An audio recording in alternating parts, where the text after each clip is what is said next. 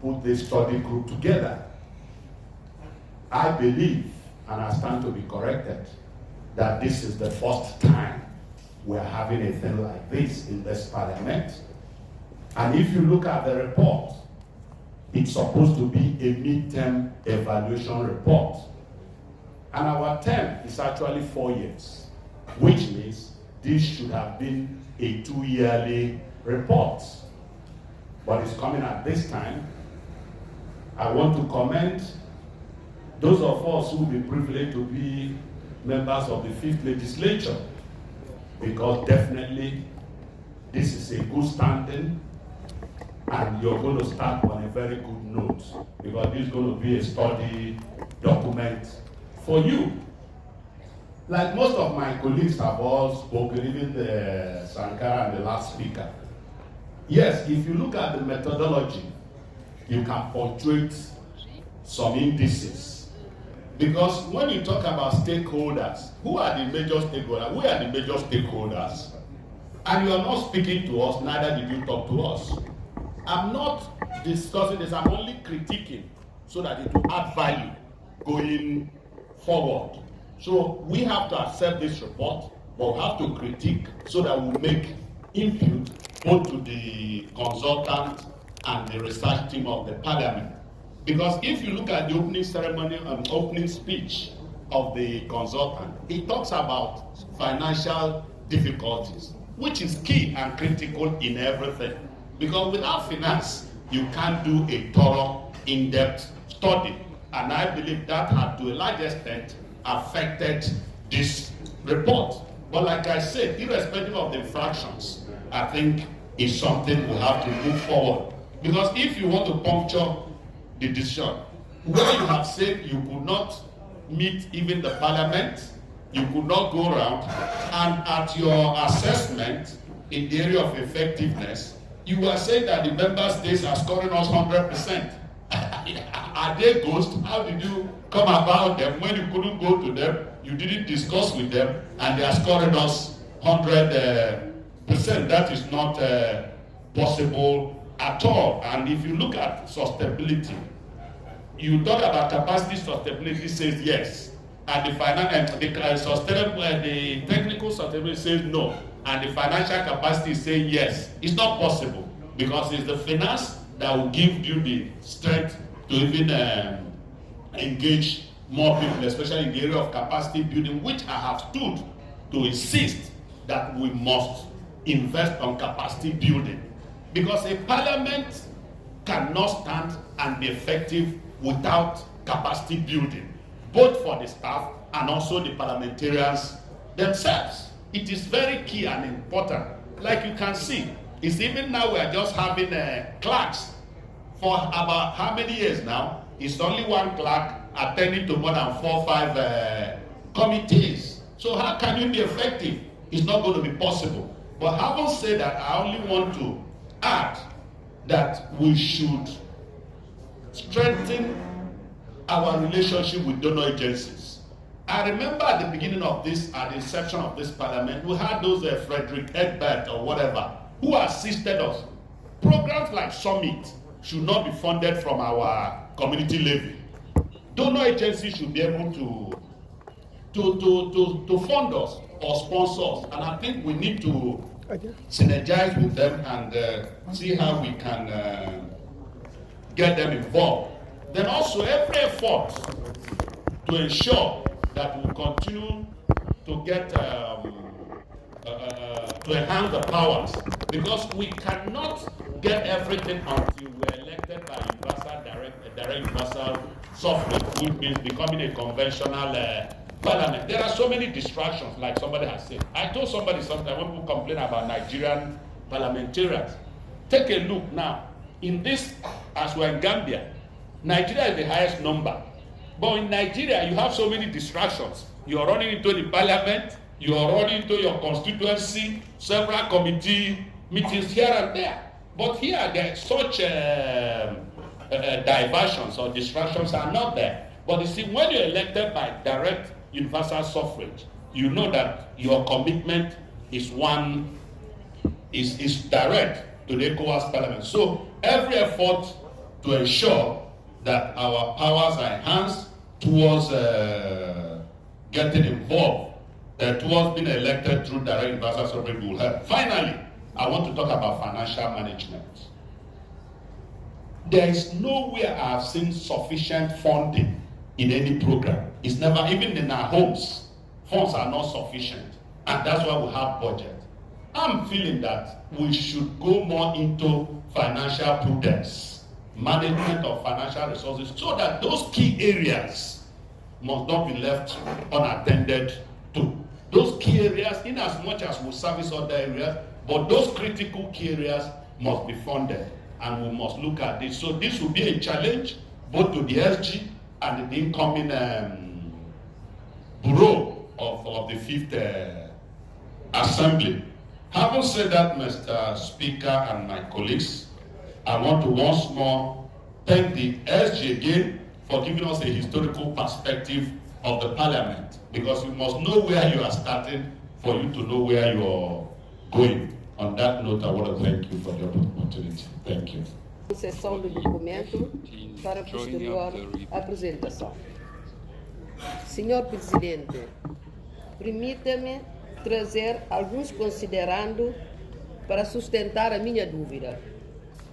Visto que a finalidade do nosso Parlamento da CEDEAO, é de aprofundar o processo de coesão, de participação política, etc., de um lado, e por outro, um dos objetivos estratégicos do Parlamento é de assegurar a participação da representação do seu conjunto da população. Tomando em consideração os acima expostos, gostaria também dizer que penso que um pai não deve fazer diferença dos seus filhos de olhos nus. Vimos hoje aqui todos os documentos que foram destruídos, foram em todas as línguas, mas a comunidade lusófona continua ainda a ser esquecido, posto de lado na lista de espera. Não temos documento hoje para o nosso trabalho. Senhor Secretário-Geral, também gostaria de dar um conselho. Para esse documento ser discutido hoje, não é só hoje que vamos ter esse documento. Não sei qual é a possibilidade do Parlamento, para a próxima vez, enviar os deputados documento mesmo via eletrônica, uma semana antes, a fim que eles possam debruçar o documento antes de virem cá para ser discutido. Também tenho dúvida, porque meteram no relatório de avaliação, me mandar. Meu mandato, penso que deve ser de 4 de fevereiro de 2016, 4 de fevereiro de 2018. Mas não estou a perceber esta parte, não sei como, se é uma tradição, e não sei. Ou então, vamos analisar agora, e em fevereiro, na posse do outro presidente, é que vamos ter relatório de um mandato do presidente. Muito obrigada. This your report, no matter how inadequate is a step forward to the right direction, and that with this, every 2 years, there should be a midterm report before the end of term report.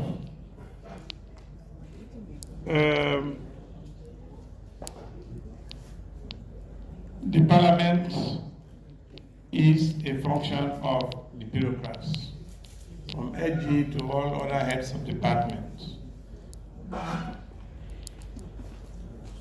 We cannot make reasonable progress unless we train the parliamentary staff whenever the Parliament is not in session. Secondly, we need to train members of Parliament on how other regional bodies representing other countries in the world are running their affairs and achieving critical milestones. And therefore, I would suggest that the first 2-3 months of every legislature, starting from the 5th, should be conducting parliamentarians to other viable regional bodies in the African continent and in other continents. When this is done, it will now gather more when they come back to sit and do their work. One area of my concerns is that of enhancing the powers of Parliament. The Parliament should not be the goalkeeper after the match has finished. They are a critical part of the organization. And therefore, as the legislative arm of this critical organ of ECOWAS, the Parliament should be strengthened. And one way of strengthening it is that the law says he who requests for equity should go with clean hands. The only way Parliament's powers can be enhanced should be through direct elections into the seats. Every country should be partitioned to reflect the number they have in ECOWAS Parliament and ensure that there is an electoral body, or whenever national parliaments have been elected, separate people should be elected just for the ECOWAS Parliament. When this is done, then you can now ask for equity with clean hands. The idea of appointed ministers taking superiority over a whole body of Parliament is unacceptable. Parliament should be, at best, next to the heads of state meeting. Whatever they are planning as laws should be passed as ministers to the Parliament before it goes to the heads of state and come back for final ratification. There will be no incongruity when that is done. This also takes care of budget supervision purposes. Whatever we're operating today is having these constrictions on the fact that the budget is originated by the Commission. The budget should be jointly originated so that critical areas of the legislature should be covered.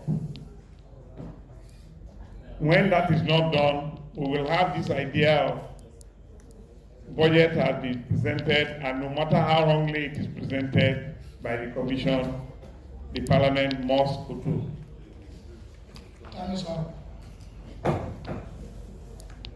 The visibility of the media is one other critical area. 1 minute.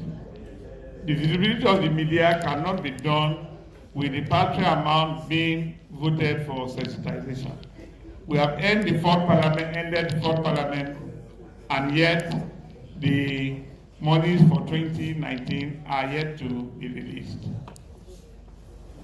And so it is not quite right to handle matters that way.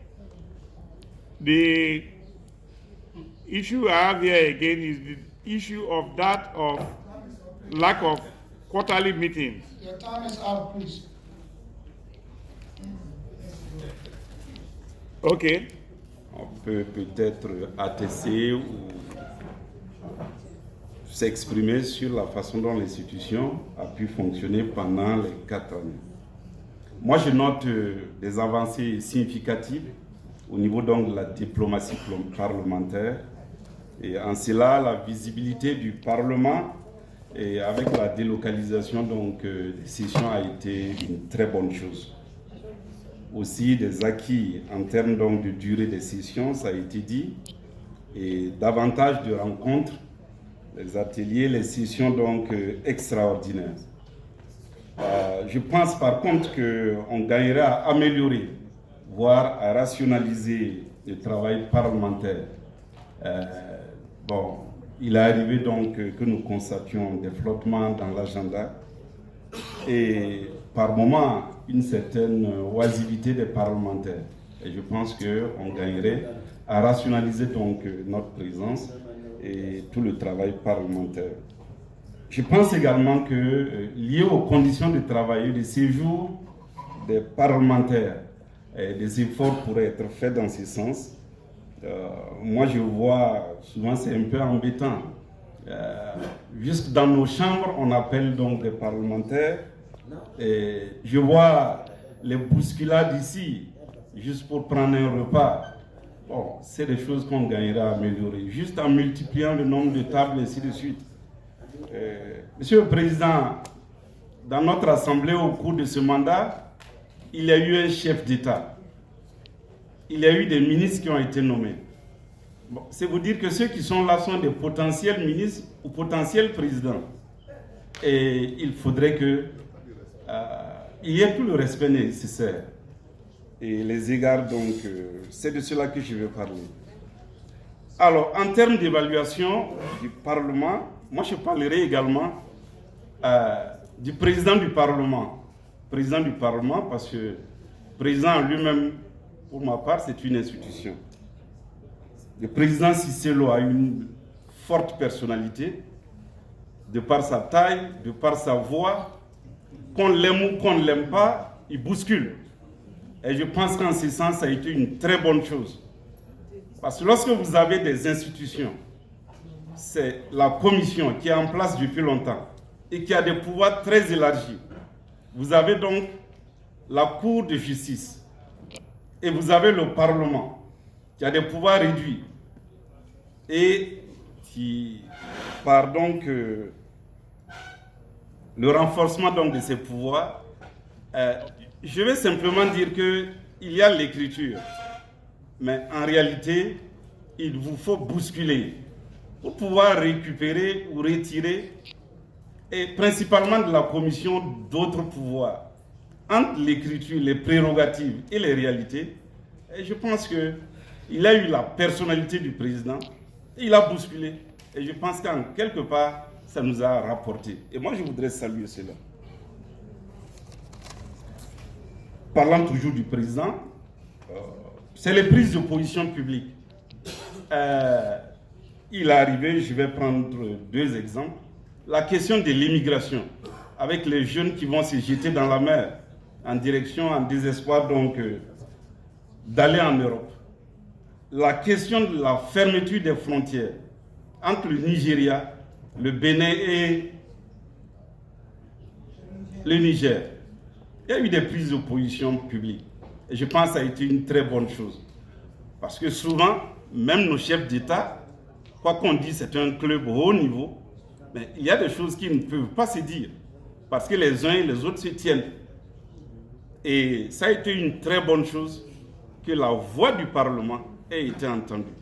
Et cette voix correspondait à la voix des peuples, à la voix donc des populations que nous représentons. Et en cela, je pense que ça a été une très bonne chose.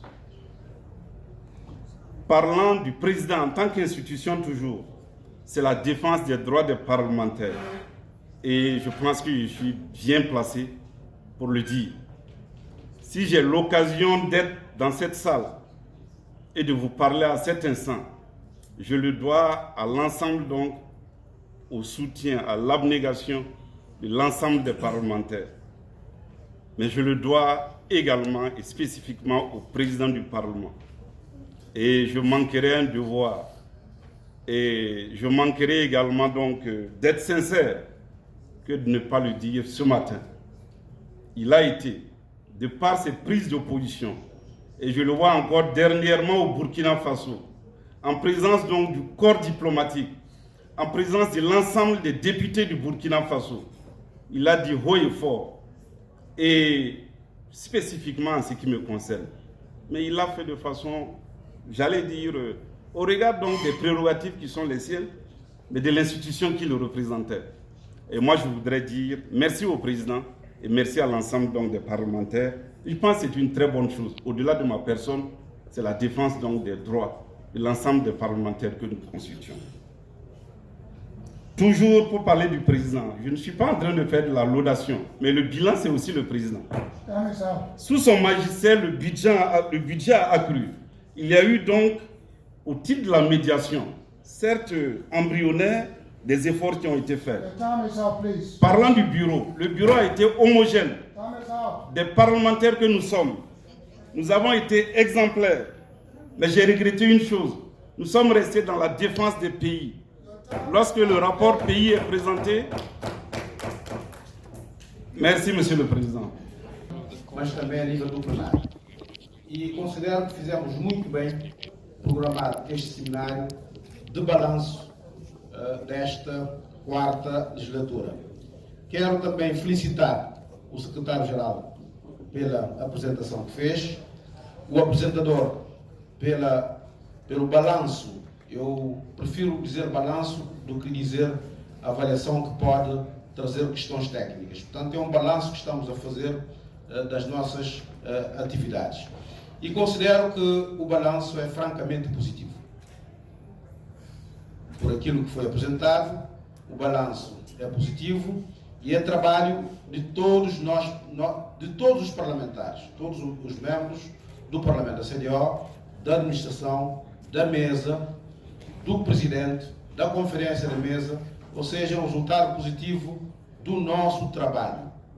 É evidente que quem liderou o processo é o presidente Mustafa Cisselo e nós queríamos aqui também felicitar-lhe pelo resultado positivo. Gostaria também que todas as então de parabéns, porque o Parlamento da CDO hoje é mais credível, tem mais credibilidade, avançou melhor, nós temos os nossos poderes e as nossas prerrogativas reforçadas. É evidente que temos que melhorar o regimento do Parlamento para haver melhor adaptação ao ato adicional e às novas prerrogativas do Parlamento. Nós tivemos várias inovações, missões de controle, houve temas muito importantes. O Parlamento deu uma atenção especial à questão de livre circulação de pessoas e bens, a questão da migração ilegal, a questão da moeda única, a questão dos direitos humanos, a questão dos direitos da mulher e da criança. Eu penso que fizemos um trabalho excelente e é resultado excelente do trabalho de todos os membros do Parlamento da CDO, mas também da administração do Parlamento. Muito obrigado pela atenção.